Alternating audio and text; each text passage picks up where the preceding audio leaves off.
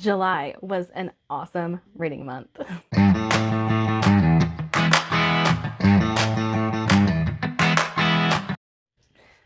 Hey guys, welcome back to Portable Magic, or hello, welcome if you are new here.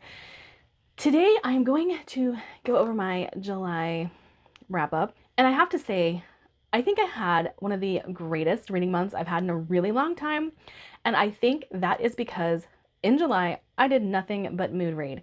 And so I was picking up things that interested me. But that allowed me to pick up some things that I haven't been picking up lately. It allowed me to kind of venture into some things that I've avoided. But I am so excited to give you guys my wrap up this month because there were a lot of books that I really loved. In the month of July, I attempted 15 books. That is insane, especially for how bad my reading has been lately. But I did DNF 5 of them. And we will get into some of that and why that was, because some of it was read and unhaul, things like that. But I'll get into all of that whenever we get there. In July, I read 3 sci-fi, 1 mystery, and the rest were fantasy. I am back into my fantasy stride. I'm very excited about that. I do love fantasy, but I have a tendency to burn out sometimes. And so every once in a while, I will need to pick up a new genre. Sci-fi has kind of taken over the last few months, and I think that has to do with SPSFC and things like that. Like I really wanted to read some sci-fi that really captivated me. And since I wasn't always getting that from the competition, I think I just kind of tended to veer towards things that I needed in my life. That also put me at 5,777 pages read. Now, I am counting the little chunks that I actually read of the DNFs in this, but I'm not counting the whole book. As far as stats go, I'm still about 55% of what I read has been fantasy, and everything else falls outside of that. I do have my current science fiction at 24%. That's really high. That's really high for me. It usually averages about 15, but like I said, I've been really jumping on board with it. Now, because of this month, my YA has gone up just a little bit because I did do a YA reading vlog that was kind of a reader unhaul, and I did a video where I started the first chapter to see how I felt about it, ended up unhauling some in that video as well. And you guys can go back and watch those if you'd like, but I am going to be wrapping up everything I actually read here. Not the ones that I touched for just one chapter, but the ones that I fully committed to. My read by women authors has shot up to 60%. It's actually back to what it usually is. And I'm pretty excited about that. I do like to focus on female authors. You guys know I have nothing against male authors because a lot of my favorite books are by male authors, but I do love reading by women authors. And just because it's not reflected on this shelf, the rest of my shelves it's very apparent that I read 60% female authors. All right, with all of that being said, let's get into the books I read for July. So the first book I read would finish out a series for me, and that would be The Last Hero by Lyndon A. Lewis. I have really enjoyed this series. It is a sci-fi space opera that basically follows the lives of a few characters in this far future world. We do know that some of these people were originally from the Earth because they talk about some of the things that came from Earth. And it's very apparent that they are building a religion based off of things that are like ancestral memory. So those things are apparent, but it is very far future. And we have a lot of great representation in this story. We have great trans representation, great bi representation, great lesbian representation. And one of the things that I love most about these books are the characters. Now, I've said before that in the first book, it doesn't really feel all that space opera-y because you are so entrenched in the characters' stories that it has a singular focus. And so the fact that it's set in space, that's all the space opera you get. It's set in space. Now, by the time we get to this book, this is a space opera.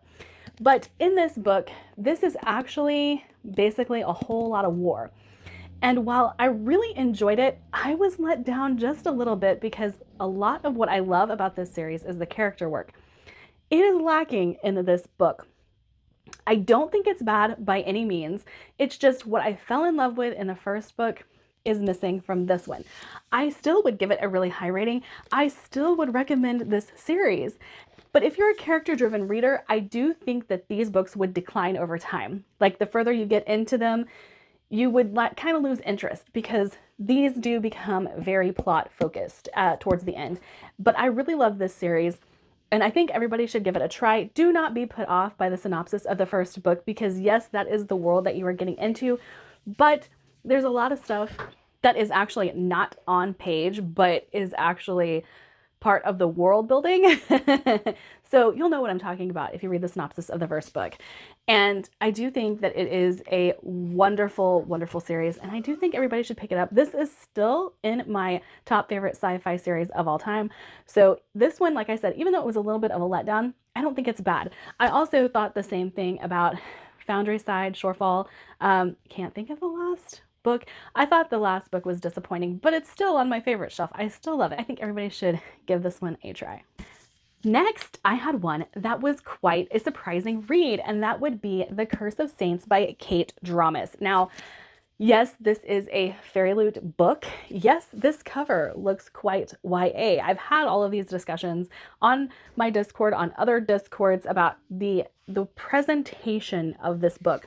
However, I loved this book.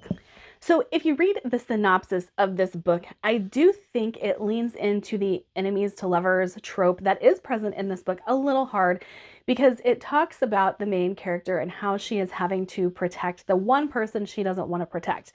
That is true.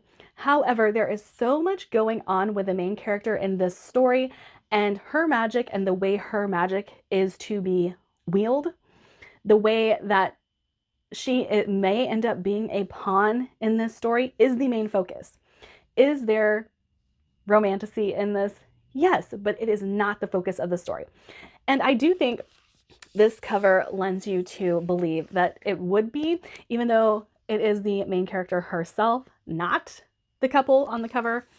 But then we have this, and there is a little bit of a love triangle, and I'm not going to say that it's a love triangle for her.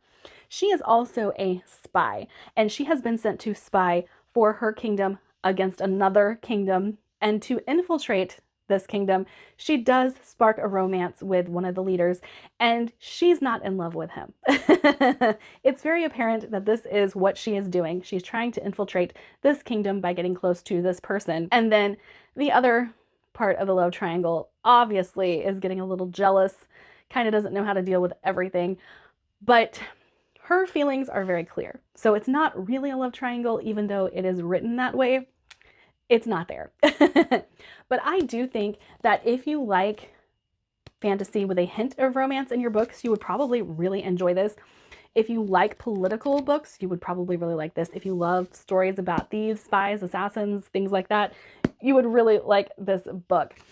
And I do think towards the very end, there is a little bit of an unnecessarily spicy scene. Like it just kind of goes overboard, but it's not throughout the whole book, guys. It is really not throughout the whole book. And I would encourage anybody to pick this up because I do think it is highly readable, very enjoyable, plot focused, but also the characters are intriguing and very fun to follow. So yeah, I'm going to be the hype man for this one and say everyone should read this one, even if you don't like this cover.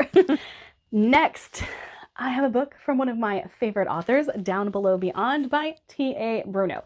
Now, when I got this, I did know that we were getting a story that was connected to Chimeria, but was not necessarily part of that world.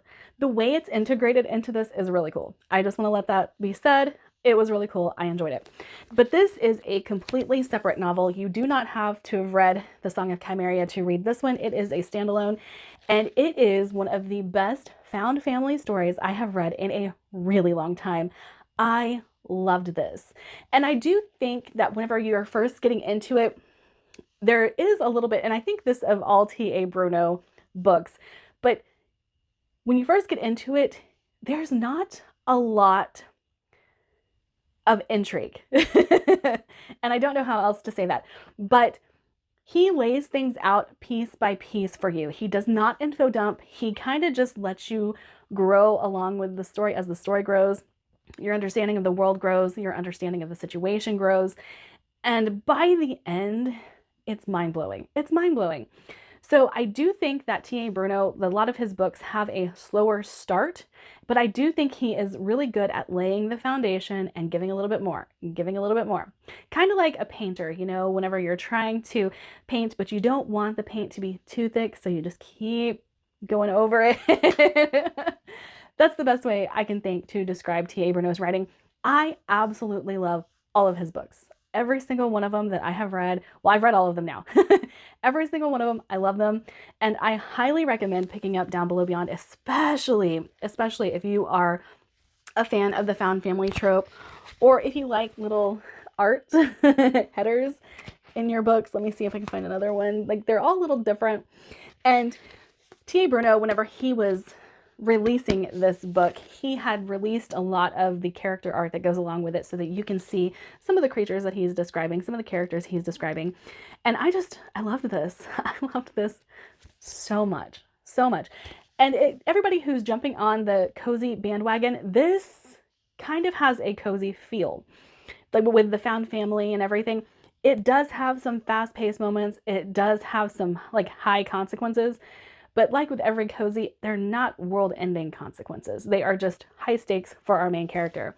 And really, really enjoy it, guys. Really enjoy it. Next, I read Becoming a Druid by Mike Mullman, and I did get this as a review copy. I have the audio of it. And whenever I first talked to Mike Mullman about this book, I thought it sounded really intriguing. And then he started asking me about why I don't like classic fantasy. And I thought I was going to be in for a book that I did not like. And so I kind of put it off a little bit. I did have SPSFC that was like hindering my reviews. Like I needed to focus on the SPSFC one. So I kind of put this one off, but I'm so sad that I did because this book was so good. So good. Now it does have a lot of the high fantasy things that I don't like, such as like the coming of age, the adventuring, we have to get from point A to point B and it's going to take this long and I'm going to write that whole thing. We did have some of that, but it wasn't enough for me to not like it. And it wasn't enough for me to set the book down because I blew through this book. I loved it. It was so good. The characters are really good. The adventuring was fun. There was action amongst the adventuring. We weren't sitting around eating oatmeal. We weren't, composing ballads while we were at the campfire. There were the things that I just don't like about classic fantasy and what make me not like those tropes. It wasn't there. So I didn't really have any problems with it. And I think I would recommend this to any fantasy lover because it has elements of high fantasy. It has elements of epic fantasy. All of those things are really prevalent within the story. We have druids, which is a really fun thing to read about because too often now we don't get those stories in modern fantasy and I'd really like to see more. But yes, highly, highly recommend this one. I do hope to pick up the sequel soon. I am in my month of sequels and I know I posted an MBR, but we all know how my brain works. And sometimes I just go off the rails. I do have a very set list of books that definitely want to get to, but there might be a chance of me picking up the second one in this series. Next, I read The Merciful Crow by Margaret Owen. Now, if you guys saw, I did do a YA reading vlog, and this one caught my attention immediately. I don't understand why this one has such a low rating. Okay, no, I'm lying. I do. Because Grimdark has this same problem across the board. You either love it or you hate it. I don't necessarily think that this falls into the Grimdark category per se, but it is brutal. It is dark. And so I think that this one being YA and being as dark as it is did come against some backlash because of that. And that's the only reason I can see for people not liking this, because guess what, guys? I gave this 5 stars. I loved it. I thought the main character was so fun to follow. I really enjoyed the relationships in this, and they're familial. They are about lands. They're about friendships, and the way those bonds are solidified and broken. It was just really cool. And then the magic. It's a little gross. It's a little gross because they use bone magic, but it's also really dang cool. And so one of the things that is very prevalent in this is teeth. They use teeth to work their magic because that is the most available bone. Like people lose their baby teeth. Then everyone collects them for the crows. So the crows will come and take care of their plague victims because the crows are not affected by the plague. But yeah, that's the premise of this story. And I loved it. And our main character, oh, she's ticked off through a lot of this. So if you don't like reading books about characters who are kind of on a vengeance path, I don't think she's quite on a vengeance path like some I've read, but if you don't like those kinds of stories, that might be another reason that this one gets a low rating. But I loved it. I loved it. All right, as you guys know, I have been picking up romantasy to see if I can find books that have just as good a fantasy plot as they do a romance plot, because I like fantasy romance. I like romance in my books. I don't care if they're spicy. I like relationships. I like bromances. I like romance. I like found family. Love. I love love. I guess I should say that. And so I picked up Capture the Crown by Jennifer Estep because I have heard quite a few people talk about Jennifer Estep and how they really like her fantasy. I disagree. I'm not going to say that I hated this book, but I found this very middling. I found the characters middling, I found the plot middling, and I don't really understand why like this is a necessary story to tell. Ah, that's harsh. We do have a strong main character who is feminine and strong, and I do like that. But whenever the story starts out, she is a spy, and she is going to spy for her country to figure out what's happening to their minds. And she finds out what's happening very quickly, and then the story shifts. So when it shifts, she has saved the prince of a rival kingdom, and she doesn't understand why. Yes, she does. She understands why. Because she can't stop talking about it. He's hot, and she wants his body. I do not like that in romance. I don't like when the main character cannot stop talking about how hot the love interest is. We get it. We get it. Boy's cute. Okay, give me story. I want story, and I want to see you guys interacting and maybe touching and you flush. Okay, cool. We get that you think he's hot. Don't need that in my books. So that did give this a very middling rating. I did say on Discord and things like that that I would probably continue with this series just to see if it gets any better, because there is quite a explosive ending in this. I don't want you guys to be amped up for like this really big battle. There is a battle, but it kind of is like, what's going to happen next? I want to know. I want to know. And so I might continue. I don't know. We'll see. We'll see. This kind of falls into the same vein as Amanda Boucher, Promise of Fire. And guess what? She blurbed it on the back talking about how good it is. I should have known whenever I picked this up that that was probably what I was going to get myself into. But anyway, I think this, like I said, even though there were things that really irritated me about it, I don't think it's going to be one I recommend, but I'm not mad I read it. I'm not mad. Next, I read The Goblin Emperor, and unfortunately, this is one that I DNF'd. If you guys know anything about me, you know I'm a plot-driven reader, and this was so politically heavy, I got bored. I love politics in my books.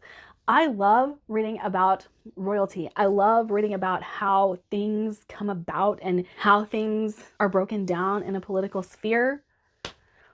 But I did not like this one because that was all it was. And I got bored. I got bored. So I DNF'd The Goblin Emperor.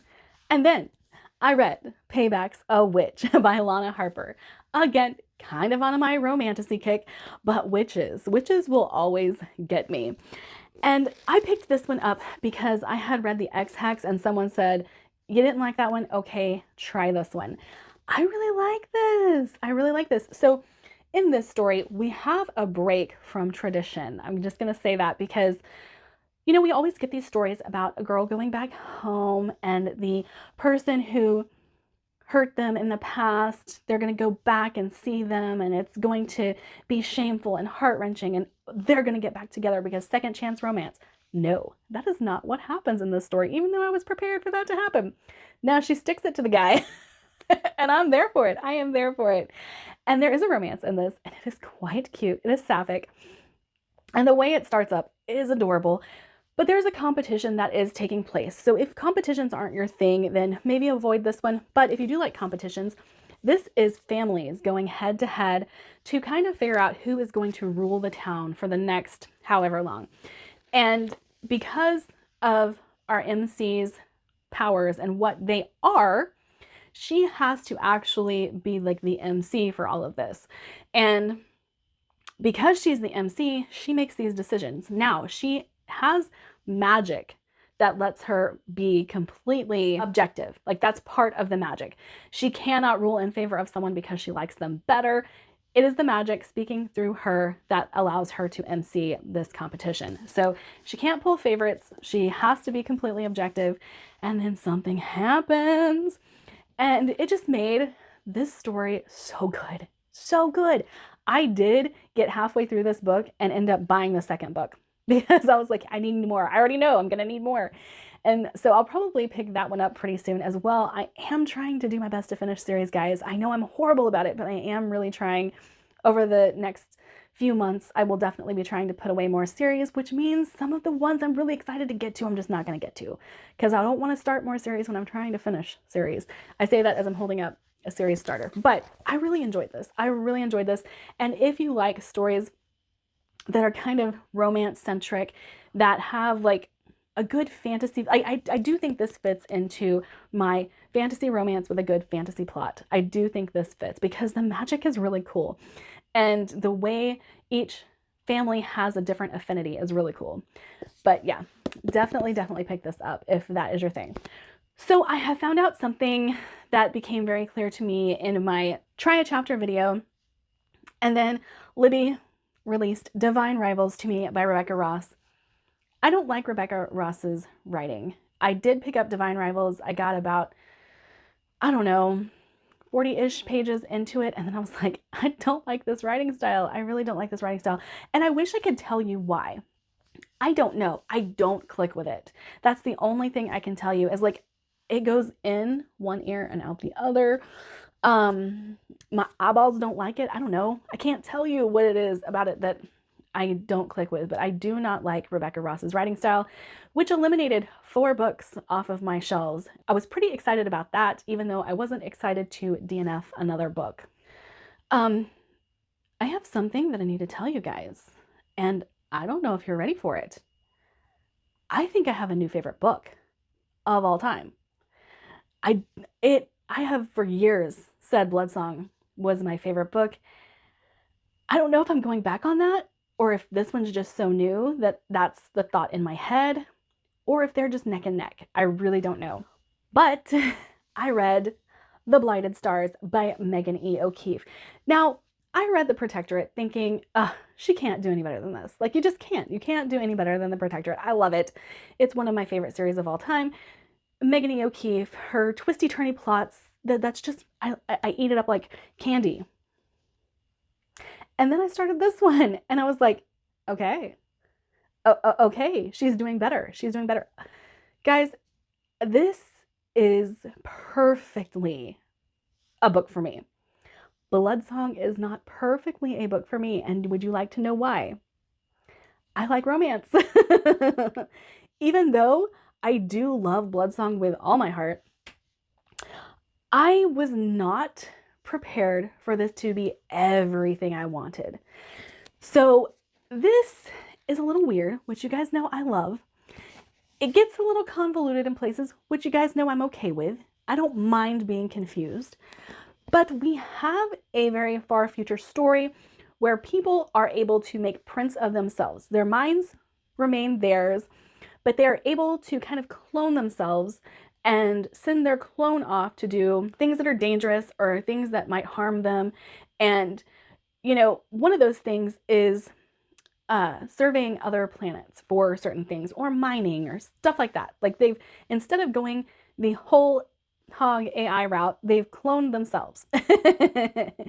And so what we have is a group of people who are being mapped, because that's what it's called whenever your brain goes into a print, to find out what happened on this planet, because the son of this family has already been in court saying, hey, our product doesn't do this. So I don't know why this person is telling you that it does, even though they have testified. I've got the proof right here. It doesn't do this. Well, the person who was testifying against his family is now with him, and he does not know that. But they've gone down to the planet to figure out why they are now getting readings that this is in fact the case, that they have come across something that lets them know that maybe that person who took the stand against them was right. And it turns out that these two characters are kind of more on the same side than what they thought, because our main character does not always agree with his dad and doesn't agree with the way the company is run. And he thinks that there is something his dad is hiding. Secondary character in this is the girl who testified against the company. I feel like I am telling this very poorly, and I don't know why, because I love this book. I have such a hard time giving a good synopsis of books I love because I want to talk about everything. But anyway, they end up stranded on this planet trying to figure out how to survive because one of the AIs that is in another ship has started to fire on the ship that they are on, so they have to evacuate. And all they have is their shuttle. Now, they are trying to get back to the ship that fired on them because that is the ship they need to go home. But something has happened and maps are being printed without minds, and so they're kind of like these mindless zombies and then just being shoved out of the printers. And some of them are kind of grotesque because they're not fully complete, and some of them are just rambling human beings. But this has horror, this has sci-fi, this has adventuring, which honestly I liked the adventuring in this one as well. This has romance. There's so many things that I love are in this book, and I love it. I love it. I do think this has to be my favorite book of the year, if not in running for my favorite book of all time. Next, I read Furyborn, or I tried to. This was one that I kind of knew going into it I was probably going to have a problem with it, and that is because it is dual timeline. Dual timeline does not always work for me. So whenever I started getting into the dual timeline and found it confusing, like I couldn't figure out who I was trying to follow or what timeline I was actually in, that's not a good dual timeline, guys. It's just not. And so I ended up DNFing Furyborn, which did mean that I unhauled my entire series because I did own the entire series for that one. And if you guys are interested, I have it on my Pango. I do have a signed copy of the first book, but yeah, like I knew this one might be an issue. I did know going into it, it might be an issue, but it was a present and can't fault people for not really understanding my taste whenever they don't know the questions to ask. So it ended up being one that I just got rid of. Next, I read The Project by Courtney Summers. Now, I did like this story. I have figured out that Courtney Summers is not the author for me. I don't like her writing style. She does deliver stories in a very different way, though. Like each book is delivered in kind of a different way, kind of to where it's very interesting to follow it because of the way she wrote it, if that makes any sense. So one of hers, Sadie, that I have read was mixed media. This one was dual timeline, but it was laid out in a way where the past was catching up to current events. Like we kept going back to the past, but it was catching us up to what we were missing from current events. And I thought that was pretty cool. I did find a lot of it to be fairly generic. Like it's a cult story. So if you've heard a cult story, they're all pretty similar.